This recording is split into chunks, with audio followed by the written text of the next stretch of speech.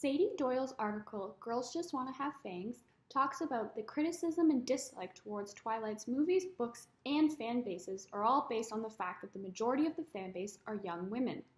Doyle addresses that these fans are young and are using these books and movies as a perfect escape from their terrible teen years. These young fans are often mocked and seen as one of the lesser fan bases, despite its huge success. Harry Potter is easily compared to this franchise. Harry Potter is seen as the better of the franchises, despite the increase in films, the increase in popularity, while the opposite happened for Twilight. The growing fan base of women only receive more hate at events for these franchises, such as Comic-Con.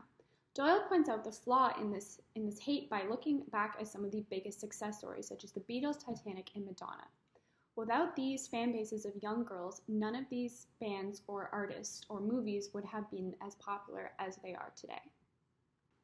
Doyle's article is not about whether Twilight is good or bad, but why the consistent hate and bad reviews is simply sexist.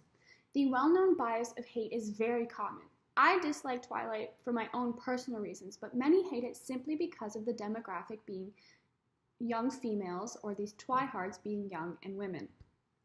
This petty nature of the haters ended up changing the course of the films. Towards the final films, they tried to go for a more boy-friendly style, ultimately ruining the films and spoiling it for these fans.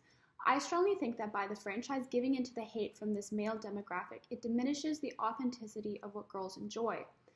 They took something girls could relate and connect with and twisted it in the wrong direction. These girls had yet another thing taken away from them because boys didn't like it. Having these things that girls love being twisted and ridiculed simply because they like it diminishes whether girls like things and forces them to change who they are.